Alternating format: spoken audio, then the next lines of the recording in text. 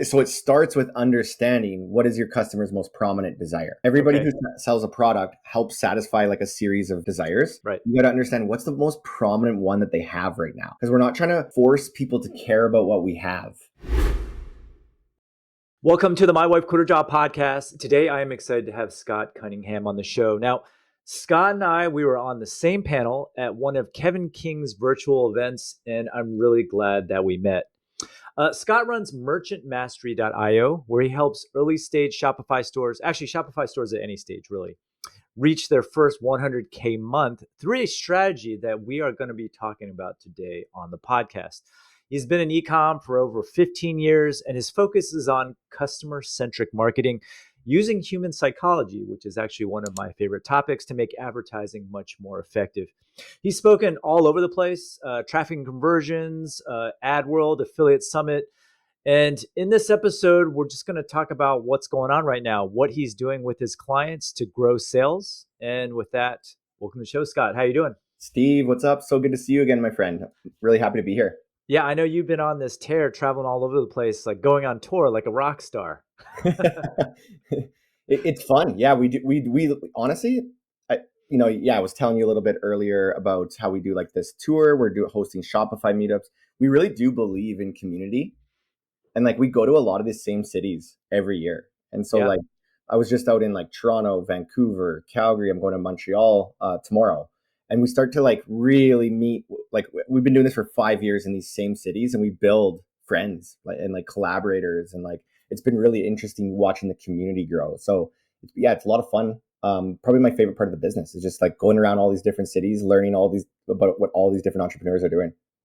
And who would have known that Canadian cities have such large volumes of Shopify stores? Never would have thought it. Yeah, it's like, I don't know if you knew this one, but Shopify was born in Canada. That I knew. Yeah. I don't know if that's the reason, but it also, Probably. yeah, it also surprises me too, because we've hosted events in like New York a lot, which are very busy, very, very active. We've hosted them in Los Angeles and San Diego and like all over the US, Colorado, Charlotte, Nashville, like you name it. And we do recognize when we go to the Canadian cities, it's like, I don't know if it's like equal to kind of New York or even busier than New York. It's like That is really, nuts. really vibrant up here. Really, really vibrant. So, Scott, I know you studied psychology in school. How did you get started with e-commerce? And do you sell today, actually? Yeah. Do I sell like my own products? Anything? Yeah. Yeah. Like I'm like here. Okay, yeah. So here, I'll basically give you a little bit of history. Like, Okay. yeah, I studied psychology like way back in the day in university. There was like a class at the end of my degree that was like psychology and advertising. And that's when I was like really fascinated with how to build a career out of like psychology. And I always found it fascinating to motivate people and get them to do things that are good for them. So I really believe that selling is like a responsibility. Mhm. Like you could build the tools to sell, but if you're not selling something that's going to help people, then it's not as good, right? So I really do believe in working with brands that actually have product validation, really good products. And we always tell people, we're like, if you haven't sold your products to people and you haven't confirmed that they like what you sell, we can't help you yet. Yeah. Because we're not trying to trick people into selling. We're trying to get good products in good customers' hands and everybody's happy. So yeah, anyway, I kind of like, I went on to study public relations, and then I was working in digital communications. I worked for like a giant brick and mortar store, helping them build their first e-commerce site. And then I just became like an accidental entrepreneur at that point. Like someone was like, "Hey, you did it for this store. Can you do it for mine?" Next thing I know, I have like 7 clients, and I had to hire someone to help me. Nice. Right. So that's kind of how it all started. But Okay. yeah, I think the customer centric psychology is still most prominent thing today. So it's funny what you just said. We're at this point right now where Amazon is getting way harder. In fact, they just announced price increases for 2026, which is going to hurt beauty and apparel a lot. So it's more expensive. Products are getting knocked off. And at least in my community, which is composed of both Amazon and Shopify sellers, I'm getting a lot more comments like, "Hey, I got to focus on my own brand. I got to get on Shopify." Um, but success on your own store is a completely different ballgame than Amazon, right? And so my first question to you is, do you think that all Amazon products that are selling really well on Amazon can actually succeed on Shopify, or does your product need certain characteristics in order to succeed? I wouldn't throw out a generalization and say everyone could succeed on Shopify. But if you have a lot of validation on Amazon, Hmm. I feel like there's a high likelihood you could also succeed on Shopify. Okay. Okay. But the key is like, you know, the biggest difference between Shopify and Amazon, right? Like Amazon comes with a built-in marketplace of shoppers who are looking for products. Yep.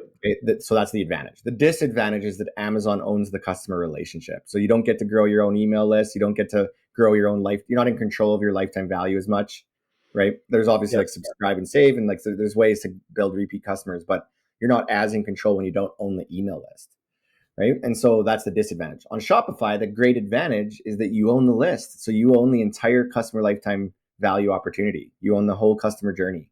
The disadvantage is there's no built-in marketplace. Right. So you got to go out there and find customers and like get them to your website.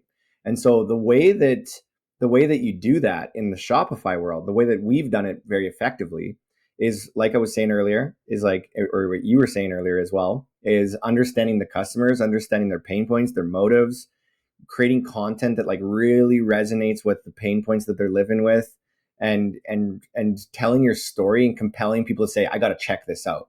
And so it kind of forces you to be a really good like marketer, storyteller, like to really dial in the benefits of your products. Whereas on Amazon, you're just like, yeah, here's everything about our product. Here's the features. Here's what it does. And you can like choose what's your best option based on the reviews and a couple other things. Yeah. On And a lot of Shopify, it's yeah, keyword focused. Yeah. Yeah. keyword focused, exactly. Discoverability based on keywords. And so on Shopify, you're kind of forced to do the hard thing, which is like sell your products in a really desirable way. And if you could do that, like if you could take your success on Amazon and then build a story around your brand, you could probably have success on Shopify too. And it would probably leak into your Amazon sales too. It So, always does. It always does. so what I want to do today is I want to walk through your process, and let's just make up like a mock product, and let's walk through your process on how someone who's starting from ground zero can get their first sales. Yeah, let's do that. I love that idea. Okay, so what product shall we choose? Let's stay away from supplements, beauty, and whatnot. Anything strike your mind? What you've been working with the client or anything like How that? about double-sided wooden puzzles? Okay, that sounds interesting. Okay, yeah. Okay. This is actually a real merchant I've been working with, and I'm fascinated by his business. His name's Oleg. He lives in Calgary. He's got a business called Palmaris Puzzles. Okay, And I was really just going through the process with him and others on like how to launch. And I was just really impressed with all the work he did. okay. So that's great. It's fresh in your mind. Okay, so these puzzles just so I imagine they're both sides, and then do they only fit one way, or when you finish one side, is the other side automatically done also? It is automatically done also. So, but what Okay. you would do is you build the puzzle, and sorry, back up for a second. Yep. Both sides of the puzzle, he works with real artists. So Okay. he gets these artists to create the designs for both sides. And essentially, when you build one, you're done. You can like break it apart and then do the other side if you want. But a Okay. lot of his customers, like he has a really raving fan base, and like his customers will buy every puzzle he puts out. And a lot of the times, they will finish the puzzle and they will hang it on the wall as an artwork.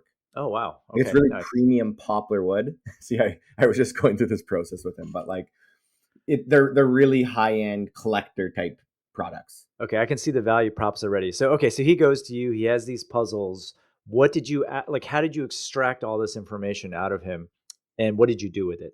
Okay, so here I'm going to start with, I think if this is for anybody, hey, you're on Amazon, you're going to Shopify, or you're just only on Shopify, the way to win. Okay, so there's so many like changing variables in the world.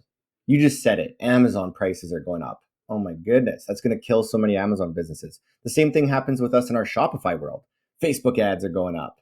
Like Yep. things are always getting harder. There's economic downturns. There's tariffs that we don't know anything about. There's AI innovations that we feel like we need to get on. There's like all these changing dynamics. The thing that you really need to do is to like really just thrive in any of these scenarios is double down on your own value. Okay. And so if you want to compete in Shopify, it's all about perception of value.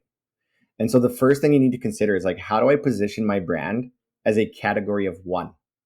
The best at satisfying my customers' most prominent desires, better than anybody who's come before me. So it's like, so it starts with understanding what is your customer's most prominent desire. Everybody Okay. who sells a product helps satisfy like a series of desires. Right. You got to understand what's the most prominent one that they have right now. because we're not trying to force people to care about what we have. That's a long sales cycle to try and get people to care. The fastest way to a sale is to tap into what they already care about and direct that desire on your product. So how did you figure that out in terms of these puzzles? Yeah, and so it's really like, it's kind of like I basically, the first step I always start with is going through the desires. Okay. Okay. And then once I know the desires, I teach these like four different types of what I call category of one headlines that Okay. position you as unlike anybody else. So when I say category of headline, that's like the first pitch in the message. So if you had a Facebook ad, that would be the first piece of body copy that you would see. And the category of one, I always have this test. I'm like, if a competitor can say it, it's not category of one. Hmm. So you have to say it in a way that's never been said, that's unique to you. Okay. But it starts with a desire. So you Okay. would usually look at like, okay, puzzles. What type of desire does my customer have? And honestly, a lot of these desire training that I'm going to go through right now, I got from one of the best copywriting books ever written. It's written by Eugene Schwartz in 1966. It's called Oh, Breakthrough Advertising. okay. Have you heard of that one? I've heard of it, but I've never read it. Is it still applicable to today? Obviously, it is actually. Otherwise, you wouldn't be saying it. It really is. It really is. And I've worked with a lot of my own mentors over the years, like Ryan Dice and Sam Uh-huh. Ovens, and a lot of these mentors I've worked with over the years, like almost all of them refer to this book as the best copywriting book.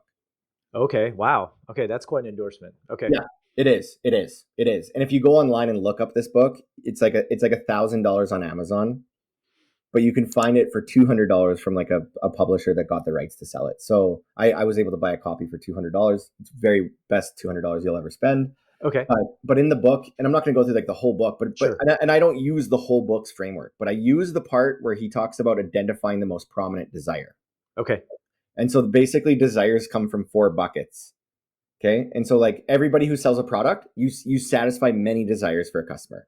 But when we need to like brainstorm what they are. So they come from four buckets. Two of them come from permanent forces in the world.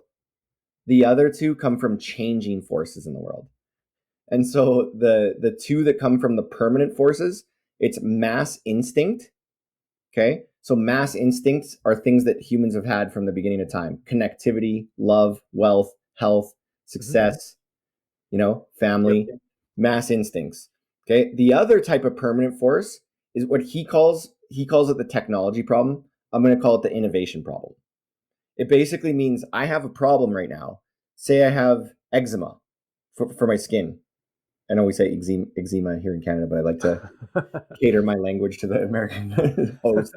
Okay, so eczema, right? I got eczema. I can't solve it. So it's like I will buy and keep buying and buying and buying until I find something that actually has a solution. Hey, just a quick heads up. Tickets for my annual e-commerce conference, the Seller Summit, are now on sale over at sellersummit.com.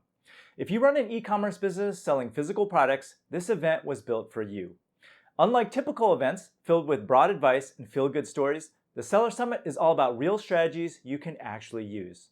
Every speaker I invite is deep in the trenches, running their own store and dealing with the same challenges you face every single day. Now, we keep the event intentionally small, just 200 people, so it stays intimate, and you actually get time to connect, ask questions, and have meaningful conversations. I've sold out every single year for the past 9 years. And if your store is already doing over $250K or $1 million in revenue, we also run a private mastermind with other top sellers in the space. You can learn more and grab your ticket over at sellersummit.com. Now back to the show. So like he talks about Tylenol in the book, where it's like you could get rid of your headache in 24 hours. That's what they could do with Tylenol back in 1966. 24 hours to get rid of your headache. And so it's like, I have a headache, but I need to get rid of it faster. Like I can't endure 24 hours of pain. So I'm going to keep buying and buying and buying until I find something that solves it. So those are the permanent forces: mass instincts and innovation problem, as I call it. And Okay. then the next two, the changing forces, are trends that you piggyback off of, where it's things like buying face masks during COVID. Right. It's doing a tariff sale during tariff season, Yeah, yeah, right? It's like piggybacking off things that are happening in the world. It's selling K-pop Demon Hunter t-shirts on a drop shipping website because it's the hottest movie, yep, right? And yeah. so it's things like that for trends. And then the last category is mass education. Mass education, what means, what does my customer base understand about my product category today that they didn't know about 10 years ago? So it's the sum of all marketing, all advertising, all word of mouth, everything that people come to like mature in their understanding about a topic. And so in the book, he talks about like cigarettes, where it's like when they first started selling cigarettes in marketing, it was like doctors selling them, like the best cigarettes for doctors. And then, this many years later, we know that cigarettes aren't that good for you. And Right. so it's understanding that the evolution of perceptions about your product category. And so what you basically do is you brainstorm all of these categories. And so you're like, puzzles. What's the mass instinct? Connectivity. Okay. So it's like connectivity, family, hobbies, memories. Right. Okay. And then you go down to the innovation problem. And it's like, well, puzzle lovers buy these puzzles, but they like lose pieces, they get soggy, they collect dust on the shelf after they're done. They're not that excited about them anymore. They've Right. lost like the novelty.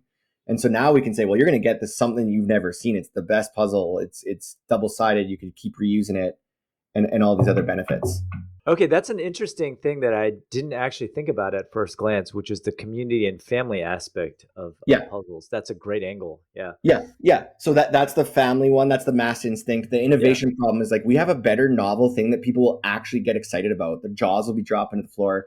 Okay, and then the next two is the trend, where Mhm. it's like maybe like these like crafty hobbies are a popular thing that people are doing again, or like maybe puzzle nights making a comeback because of screen time. That would be a good trend actually Oh, to think about. yes. Right. Okay, so it's like avoid screen time. That would be a trend. And then mass education would be something like that could tie in as well, but it could be just something like it's been proven that the benefits of puzzle make more memories and kind of that sort of thing. And Mm. so then what you would do is you'd have this list of all these desires from each of those four sections, and you would grade them. You would say which one has the most intensity and urgency to solve right now. Okay. Which one has the most staying power? Like it's not just a fad, it's going to be something that people need to keep solving. And which one has the biggest scope, where the most people that you sell to share that same desire? And then you pick your desire. Is this something that you can just kind of plug into AI and have them rate it? Or is it always better to just do it from your own personality and your own opinions? Okay. So I didn't tell you this. I don't think I've ever told you this. And I've really had some good conversations since we met on that panel. But I built an AI called the story selling AI. Ah, okay, nice. Okay. Nice. And so like I have the book actually somewhere near me here, the breakthrough advertising. So I in earlier this year, between January and March, I taught a 3-month course on like how to write copy to sell your products based on the desires, based on the differentiation, based on the category of one. And there was a lot of people in our community that went through the training and got amazing results. And then there was a whole bunch of other people who were like, Scott, I can't do this. Like I'm not a natural copywriter. English Right. isn't my first language. You make this look easy. And I was like, okay, I gotta like my duty to our community is always like, how do I make everything easier, but not just easier, better? Like I can't have them use ChatGPT and it produces some Right. garbage, right? And so when I was teaching like the copywriting course, I told everyone, I'm like, listen, if you try to use AI for this, the problem with AI is it's only regurgitating things that other people have already said. And to have a true breakthrough ad, as Eugene calls it, like breakthrough ad, you need to say it in a way nobody's ever said. And so I was really trying to caution people. I'm like, you want to use AI as a brainstorming partner, but not to create your headlines. And so Okay. what I ended up doing anyway, so a lot of people were like, I got good results or I couldn't complete it. So I took the entire course. I spent like 6 months doing this. I built a custom GPT that interviews you. So I taught the AI to not take what's out on the internet, to only take from what the participant is sharing. Okay. And so it interviews you. It'll be like, what's the top desire? What's like, it goes through this like unsolved desire, the final fix. It goes through your unique mechanism. It goes through like your origin story. It goes through like your features and benefits, comparison to others.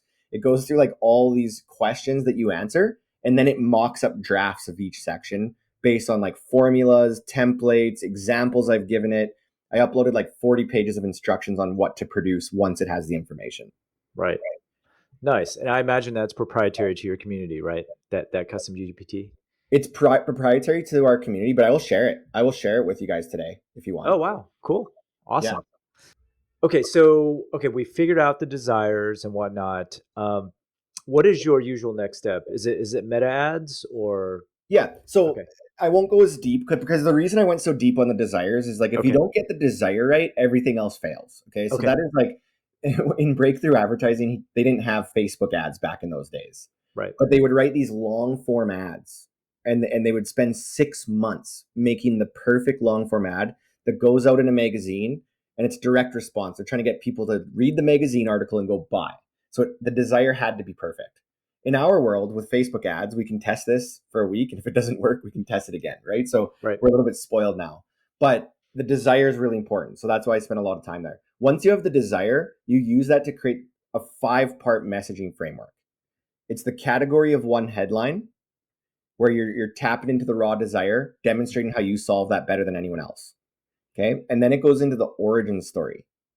And the origin story, I have this like 5-part origin story framework where it's like the struggle, the journey, the spider bite, the revelation, the impact. And what the origin story is ultimately showing, and this is really good for people going from Amazon to Shopify, is showing that, hey, I was just like you. I had the same problem as you. I recognized the problem. I searched the world for a solution. I found nothing. I was fed up. I decided to be the person who was going to solve this. I traveled great lengths across the world and climbed mountains, swam oceans, almost drowned, got back up, and I solved it. And then people are like, okay, like once you hear that kind of origin story, you're like, I'm trying to solve that. This person did all the research one could ever do. I don't need to right. look further. And so you're trying to position yourself as a category nerd who fought the hardest to bring the solution to your customer base. Let's say your story isn't that interesting. It sounds like with this puzzle person, definitely they probably have some sort of backstory. But what about someone who just sells like I don't know, garlic presses online? They probably didn't have this revelation. They probably just noticed that, it had good search volume at the time and not a lot of competition. I think that is a formula for eventual failure. Okay, Okay? Like I think it is. I think it is. I just like you should try and challenge the status quo on your category. right. Okay. I think That's you why could. I started out with that first question. Like, it seems like the brands that you work with are people that are creating something new and not necessarily novel, but something different, right? Yeah, well, okay, so like I have also have nothing against someone choosing to sell a garlic press because it's trending. I have nothing against that. But I think that once you get that validation that you're in the market, you're a Mhm. competitor, like you're selling. Do you want a business model that just waits till that product dwindles down and then you go and jump on the next one and you jump on the next one? Or do you want to stay in that category and keep competing? Right, Right?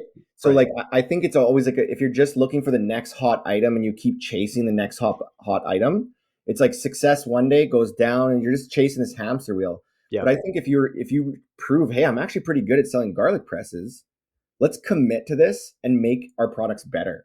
Let's right, let's like look at what the competition is doing and provide better solutions.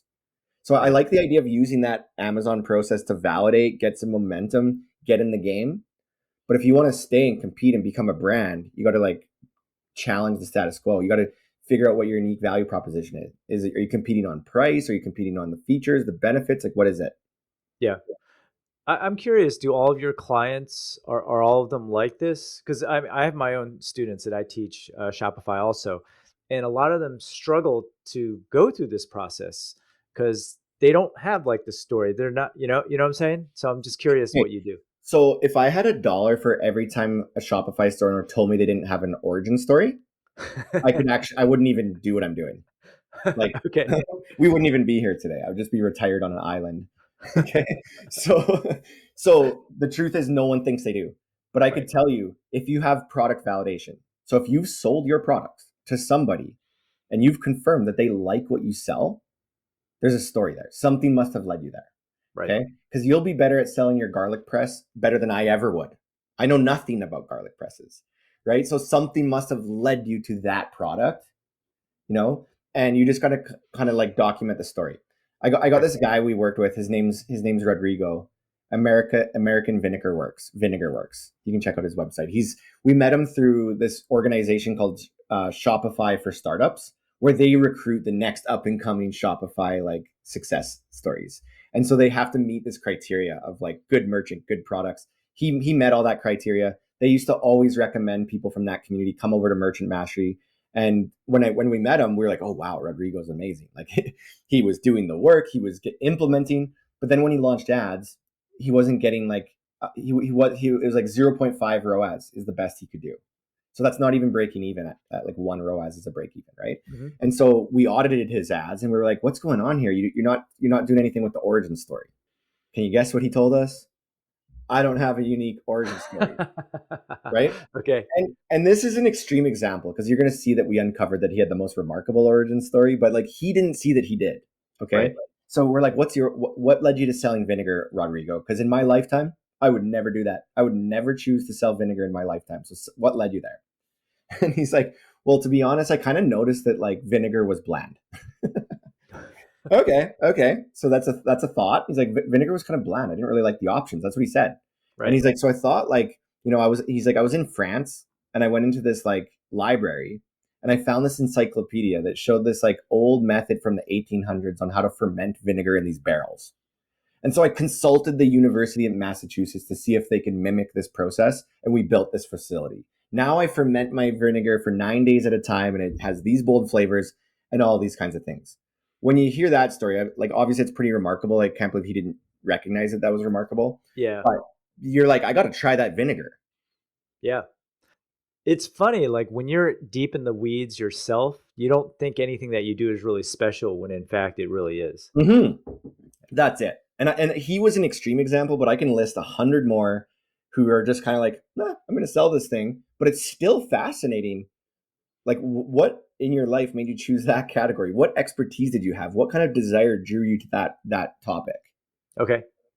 The AI tool will really help write your origin story Okay. with a few inputs. Like it asks you a few questions and it produces something pretty good. So in terms of, so we're doing all this research right now, coming with the story, the desires, and everything. What medium do you usually advise people go through next? Organic content, meta ads, or there's probably more to this framework.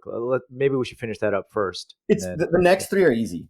okay, The first two were difficult, right? The okay, category of one headline. We got to understand the customer psychology, the 4 buckets of desires, like grading the desires. That's like a right, lengthy process. The origin story, we got to document how we led to this. The next three are easy. It's the differentiation stack, hmm, which just compares your features, your benefits, your customer support to the alternative. okay, So it's like they do it this way, well, we do it that way. right, Most big box stores that sell vinegar are like not fermented all this. We do 9 day fermented, small batch. Like you're just comparing. okay, And then so it goes category one headline, origin story, differentiation stack, testimonial stack, where hmm, it's you want to include testimonials that overcome the 4 biggest objections like price, trust, loyalty, and there's one more. But then the last thing is the offer, where you want to reduce risk or add an incentive for them to take action. okay, Okay. all right, And so I call this like your master story. If you have those 5 ingredients, you're equipped to pitch your product as a category of one better than anyone else who's come before you. And okay, so now to catch up with your second question is like, what do we do with it? What do we do with the master story? Where, so this AI tool I'll share with you, I think it's merchantmastery.io/GPT. That might take you right to the AI tool. okay. I'll link that. Well, yeah. And then basically you get the master story, and then you want to use different parts of the story on your homepage, on your collection page, on your product page on Shopify. You want to use that narrative in your email flows so that when people arrive, they're going through your email sequence with the same narrative. But ultimately, the way that we're acquiring customers in our world, like as long as you have any kind of validation, so you've sold on Amazon, you've sold at a farmer's market, you've sold in person, you're ready to launch ads, in my opinion, as long as Okay, you have validation. And so that's what we like to do in the beginning. If you were just doing organic social posting, you're going to be spending forever, like with a lot of inputs for not that many outputs. It's just like, and so we like organic social. We want to do it, but we want to start getting validation, a little bit of sales momentum with ads. okay, all right. Um, so naturally, with the type of advertising or the work that we've done, meta ads is the obvious choice, right? Not Google ads, which is more keyword and search focused. Yeah, exactly. Like this is a good lesson for anyone. I know you're a Shopify guy. I know you got your brand, and I know you got your community. But for anyone, I know like in Kevin King's community and Norm, like it's a lot of people selling on Amazon. And I think this is one of the key things to learn is that when we want to start an ad campaign, we want to start on a platform like Meta that we call like an interruptive channel. So it's an interruptive channel. People aren't searching for wooden puzzles or vinegar on Facebook. There's no keyword searches, right? So if we can get in front of the right people with the right pitch, like the right messaging, the right story, and compel them to stop what they're doing on Facebook, which is like liking friends' photos and Hmm. consuming news or whatever they're doing, Yeah, if yeah. we can compel them to stop what they're doing and come by, we know we have a good job. We've done a good job with our pitch. And then we would add on a channel like Google afterwards, where it's like we know we kick butt with our messaging because on Google you're going after that high intent traffic, and if your positioning is not good, you're going to lose to the competition. If we know we can sell on Facebook, we know that that's going to also do well on Google. Okay. I'm curious since Facebook recently announced a pretty big change in September, their Andromeda update. So I'm curious, like, what your ads and your campaign structure looks like today. Yeah, like they got rid of interest audiences, right? Hmm. So that was the big shock to everybody's system is that I interest was never audience. using them anyway, so Yeah, but yeah, we're just doing open yeah, lookalike. Yeah, yeah, and open are great. Like we use a lot of interest audiences, but we know now with the whole meta ads update, all the targeting is done in the creative and the copy. right. Okay, and so you got to remember that it's like is my ad creative calling out my avatar and differentiating my product. That's why this master story process that I was introducing you to in our world, we teach people to actually run an ad with the full long form. Okay, Okay, and if which you means do, video, basically, right? it means like the 5 parts, like headline, origin story, differentiation, testimonial, offer. It's Okay. like it's a Facebook written ad like this long. Oh, really? Okay, that's very interesting because most ads that you see in the library do not do that. They don't. And I can show you like I had like 10 people in the last week tell me they have their best performing ad of all time with this long form framework. Oh, that's fascinating. Yeah. Okay, And it's basically using the old Eugene Schwartz direct response marketing method, which is like tapping into their desire, heightening the emotion, heightening the urgency, compelling them to take action right now. And so it works really well when people read because it draws them in. It wins their attention, but it holds it, right. right? And so it's a priming them to buy. But it also, so obviously it works good when people are reading it, but it also works really well for targeting because you're giving Facebook Oh, yeah. everything they need to know about what you sell to who, how much better it is, what it does. Like you're feeding everything Facebook needs to know with that kind of ad. I love it. Actually, I haven't tried this before. I've been, yeah, because what you're describing, for me at least, I'll do like a short video on it, or I'll have like a customer, read off a script or something. But I kind of like that. I never thought to create long form copy in the actual ad itself. Yeah, and we usually take your so you're not like we want to do the video too. We Sure. want to take that long form ad, create a video version of it. But I would challenge you and encourage you to use the story selling AI to create your long form story with it Okay. and let me know how it goes. Does that imply then that, like, if you're a brand new Shopify store owner, like video is kind of intimidating. Does that imply that you can get good results with just image ads in this process? Yeah, like okay, so here's the other rule of thumb here. So not everybody's going to read your long form ad. Right. So it's going to be really good at selling to the people who do. So it's a good way to validate. Does this narrative convert? Yeah. So we like the readers are like our sample group, right? And if it's converting, it usually does. I'm feeling very confident that anybody who goes through that process runs a long format, it's going to convert. I if you do it the right way, I've had so much success with like this long form style. And then we know, hey, this narrative sells. But now we want to capture the people who aren't going to ever read a long form ad. Sure. And so we like to repurpose the long form into like short form story ads, medium form, different different like carousel concepts, static image concepts, video script concepts that also carry that same narrative. But I would try and test the long form copy ad with a still image, with Right. a video, with UGC from the owner video, infographic. Like I would test different creatives with the long form. I love it. I love it. Okay. All right. And so, do you have multiple? I'm just thinking about like the meta ad structure. Are you just testing a whole bunch of different versions of your your long form copy. Yep. Uh, Yeah. I We're guess what I'm trying to ask is, like, what is your ad structure? Do you test three creatives with two long form copies, or each one only uses one creative, one long form ad copy? Like, what's the testing structure? This is usually how we start like a first time test, like a first launch. We will come up with 5 versions of our ad copy. Okay. So we're like, okay, we're gonna get out there, we're gonna launch. And so I like to think about the first 5 ads as like I use like I'm a Canadian, so I use like hockey analogy, Okay. right? Where it's Yeah. like that's the bench. We warm the bench with the 5 ads that we think are going to perform the best. Okay. Okay, and then to go on the ice, we start with 2 players on the ice first. Okay, so we got a bench of ads that we think can perform, and we're only going to start with 2 in the beginning. Okay. All Okay. right. So two ad copies. What about creatives? Yeah. Okay. So we have the 5 ads we think we're going to win. We have 2 that we're going to put on the ice, and we call these our best foot forward ads. Okay. So we have 5 ads that were pretty good, and we tell people based on what you know about your customer, your insights, your instincts, what you've seen work before. Pick 2 if you're going to gamble your business on the 2 ads that you think are going to perform. Pick those 2 to go on the ice first. Okay. Okay. And so you have your 2 versions of your copy. You want to test each of those with 3 different creative. Okay. Got Okay. it. Yep. So it's like 2 versions of the copy. Each one is, and I would usually do like a from the owner video, a UGC, and then Uh-huh. like a static image or an infographic. Okay. Interesting. Okay. And then is this all going in one Flex ad, or are they individual ads? So this is okay. So now this is where I'm going to have to go and talk to our media buyers. So this is like pre meta update, what we used to do. Okay. Okay. And so what we used to do is we would do it at the campaign level. So it'd be like a CBO campaign where the budget's coming from the campaign level. Mm-hmm. Okay. And then we would have three ad sets. Okay. We would do interest, open, lookalike.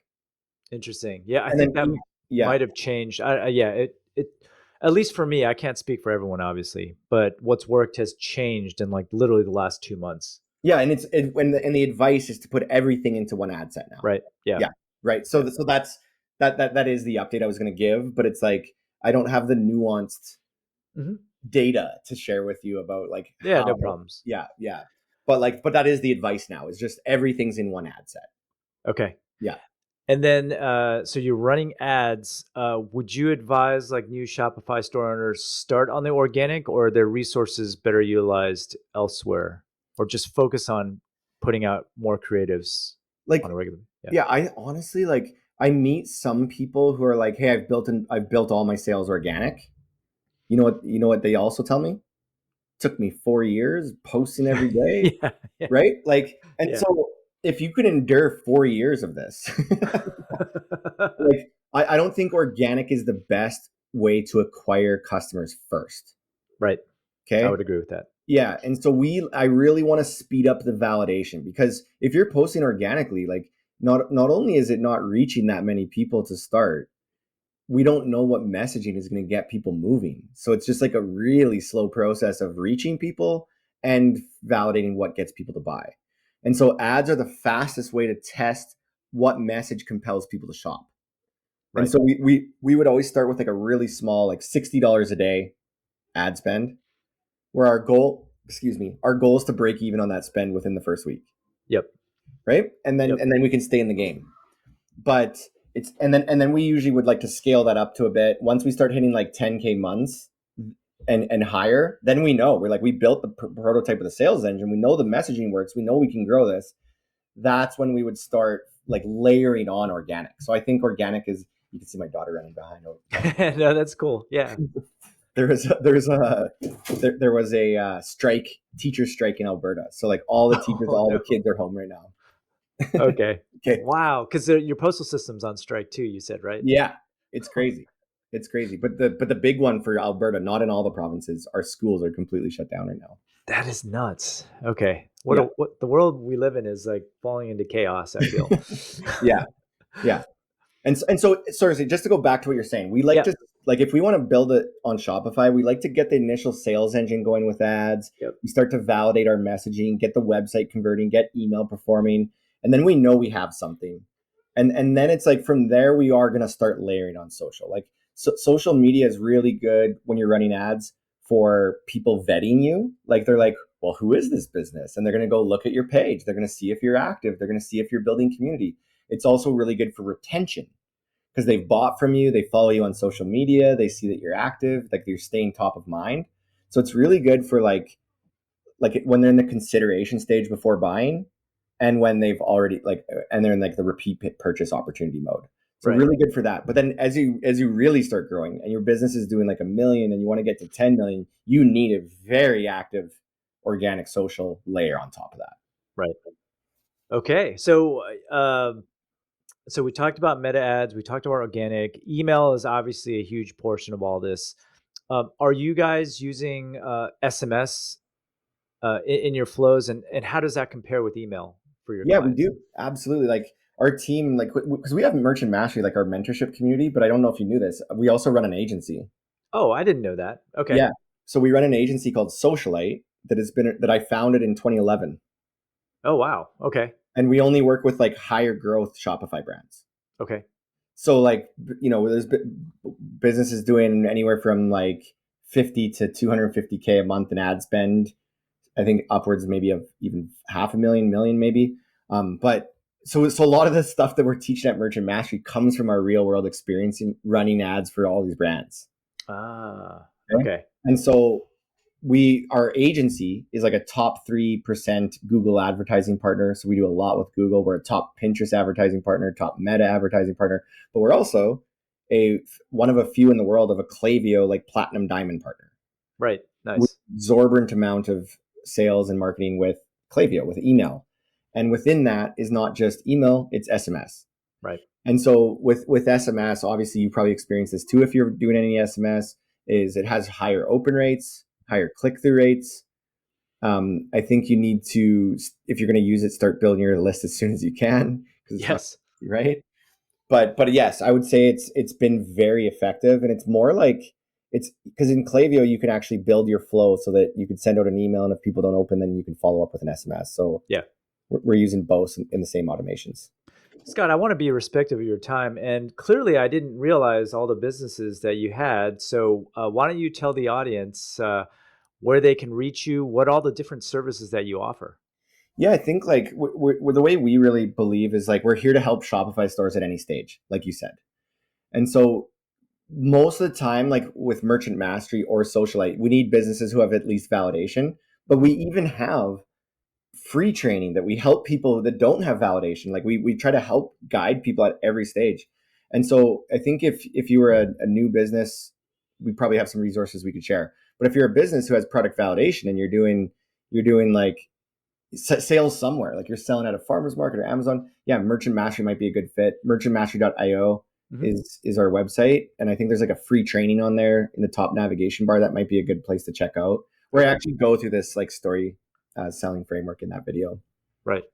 And then if you were doing what was it, like 100,000 a month, then the socialite Yeah, might, our okay. agencies, like, because you know how we built Merchant Mastery was because we've been Shopify partners since 2014. That's when we like really started getting involved with Shopify, and we started hosting the meetups and the events, and we started to build a pretty good reputation in the space. And we started to realize that there was a lot of early stage businesses that were approaching us that had no business hiring an agency. Right. It's like a lot of strain on a business hiring an agency too soon. So we were like, there's so many great people coming to us. What do we do? Let's maybe just teach them. So that's how we built Merchant Master. We decided we're going to teach people who shouldn't be hiring an agency. Okay. And so I think when it comes to the agency, you want to be doing at least like probably 50K a month or trending towards that. Right. But I think the best time to hire an agency is probably when you're closer to like 80 to 100K a month. I was going to say 50 sounds a little low because you guys have to get paid too. So, It's yeah. that's it. It's like 50K only if we see that there's like this upward trajectory and we're about to just keep scaling it. Yeah. But if it's like sales are declining and you're hitting 50K, that's a scary scenario. Yeah. Well, Scott, thank you so much for sharing your knowledge. I love everything that you do. I love the way that you presented all the material today. Actually, it was great with the storytelling and the frameworks. And yeah, just Thanks so much. I'm so glad that Kevin introduced the two of us. Oh, Steve, I appreciate you inviting me out. It's really appreciate having the conversation with you. And hey, man, we got to hang out some more. Absolutely. Yeah.